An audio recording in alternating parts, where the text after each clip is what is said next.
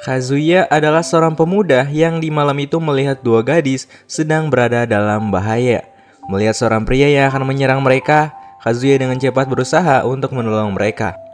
Dan pada akhirnya nasib buruk harus diterimanya. Walaupun berhasil menyelamatkan kedua gadis itu, Kazuya mendapatkan luka tusukan di bagian perut yang ngebuat dirinya kehabisan darah. Tapi secara mengejutkan, Kazuya terbangun di sebuah rumah dan melihat seorang pembantu yang memanggilnya dengan nama Kane. Rupanya Kazuya berinkarnasi di tubuh seorang anak yang sedang sakit bernama Kane. Saat melihat dirinya di cermin, Kazuya atau Kane sadar kalau saat ini dia telah berinkarnasi ke dunia baru. Namun agar tidak membuat masalah, Kazuya yang saat ini menjadi seorang anak bernama Kane harus berusaha menyembunyikan jati dirinya yang asli dan mengganti namanya sebagai Kane. Setelah sembuh, Kane diajak ke meja makan bersama keluarganya. Ayah Kane merupakan seorang bangsawan kerajaan bernama Garm. Kane juga memiliki 3 kakak yang salah satunya adalah Reine. Melihat Kane yang saat itu masih berusia 3 tahun dan bingung setelah sakit, sang ayah kembali menjelaskan tentang dunia tersebut, di mana di dunia baru ini seseorang bisa belajar dan menggunakan sebuah sihir. Tapi tanpa mereka sadari, yang saat ini berada di dalam tubuh Kane adalah Kazuya Shinya. Merasa penasaran dengan sihir, Kane pun membaca beberapa buku tentang sihir dan dibantu oleh Sylvia, yaitu pembantu terbaik di keluarga tersebut. Namun tanpa menghabiskan waktu yang lama, Kane berhasil menguasai sihir tingkat 3 dengan sangat hebat. Tapi sang ayah mengatakan bahwa sebelum Kane menguasai sihir, dia haruslah mendapatkan sebuah pembaptisan. Kane bersama keluarganya akhirnya pergi ke gereja untuk melakukan pembaptisan kepada Kane saat itu juga. Tapi ketika sampai ke sana dan ketika pembaptisan dimulai, sebuah keajaiban terjadi di mana Kane ternyata adalah seorang yang terpilih. Bahkan para dewa telah merencanakan Kazuya sebagai seorang pemuda yang akan berinkarnasi ke seorang anak bangsawan yang sedang sakit. Kemudian para dewa memberikan kekuatan mereka kepada Kane satu persatu sebagai karunia. Saat ini Kane pun harus menerima fakta bahwa dirinya harus menjalani kehidupan baru yang di luar nalar. Dan ketika pembaptisan selesai, Kane sangat terkejut saat melihat status level yang dia miliki. Bahkan Kane memiliki status level yang rata kanan.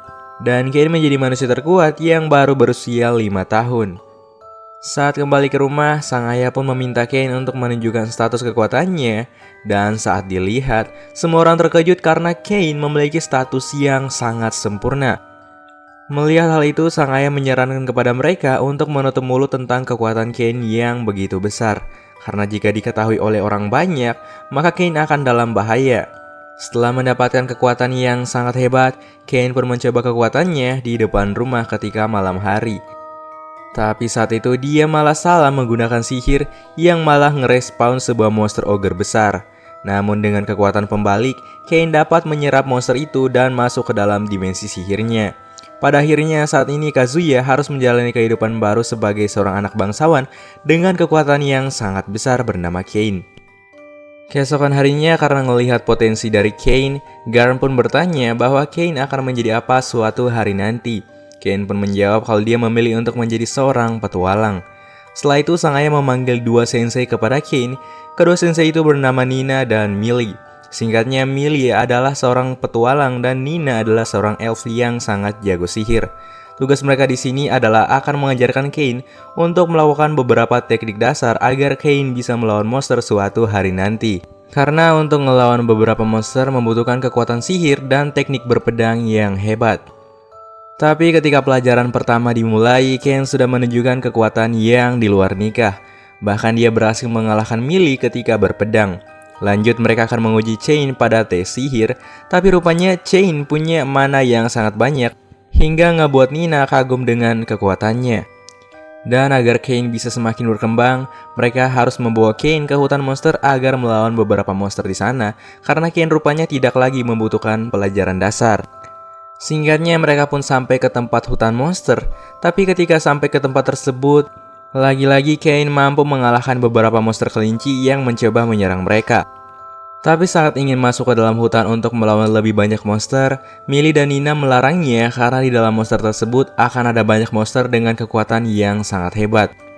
Setelah pelatihan tersebut, mereka bertiga memutuskan untuk mampir ke sebuah tempat yang biasanya dikunjungi oleh para petualang. Tapi saat sampai ke sana, Millie dan Nina malah mendapatkan sebuah masalah di mana mereka diganggu oleh beberapa petualang kelas C yang memiliki tingkat di atas Nina dan Millie. Melihat kedua senseinya yang diganggu, Kane pun terpaksa menunjukkan kekuatannya untuk mengalahkan beberapa petualang tersebut. Beberapa tahun berlalu dan Kane akhirnya menginjak umur 10 tahun. Tapi Kane selalu teringat dengan impian dari kedua senseinya untuk memiliki sebuah bag sihir yang dapat menyimpan segala hal. Demi kedua senseinya, di suatu malam Kane diam-diam pergi ke hutan monster dan mengalahkan beberapa monster di sana. Bahkan Kane mampu mengalahkan 2 monster legenda di tempat tersebut. Dengan bahan dari kedua monster legenda itu, Kane berhasil ngebuat bag sihir kepada Millie dan Nina. Melihat Kane yang begitu baik hati karena telah memberikan bag sihir, secara tiba-tiba mereka berdua mencipok Kane sebagai tanda terima kasih karena telah memberikan sebuah bag sihir dengan harga yang sangat mahal. Beberapa hari kemudian, Kane dan kedua orang tuanya dipanggil oleh kerajaan untuk menghadiri sebuah pesta. Tapi saat di perjalanan, Kane merasakan tanda bahaya di depan mereka. Dengan sihir yang dia miliki, Kane pun pergi dengan cepat ke tempat bahaya tersebut. Rupanya Kane melihat beberapa orcs yang sedang berusaha menyerang sebuah kereta kerajaan. Dengan kekuatan fisiknya dan kekuatan sihirnya, ternyata bukan hal yang sulit bagi Kane untuk mengalahkan monster itu. Bahkan setelah kejadian itu, sang ayah sangat kagum dengan anaknya yang telah bertambah kuat. Tapi dari dalam kereta tersebut, keluar 2 orang putri yang sangat cantik bernama Silk dan juga Terra. Dan ternyata kedua putri itu melihat Kane yang bertarung melawan monster tadi, yang hasil ngebuat mereka malah jatuh cinta kepada Kane saat itu juga. Dan sebagai hadiah terima kasih, mereka mengajak Kane ke kerajaan dan tidur bersama sebagai tanda terima kasih.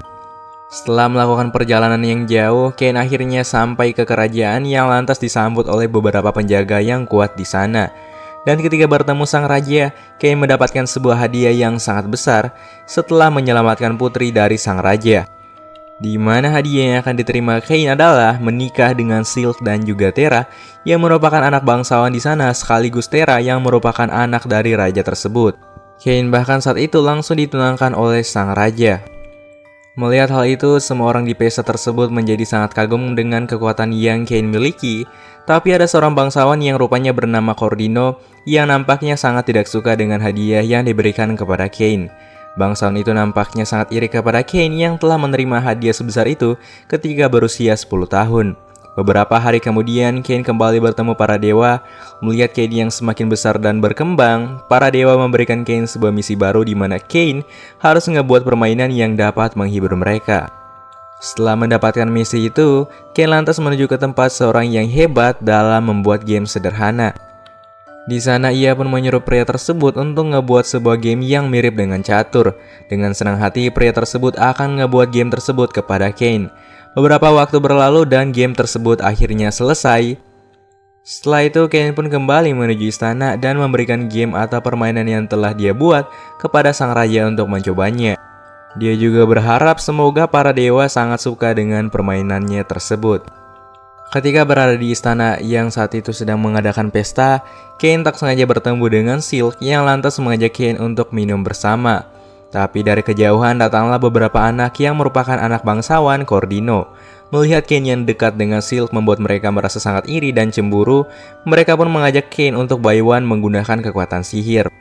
Awalnya mereka sangat meremehkan Kane dan menunjukkan beberapa kekuatan kepada Kane.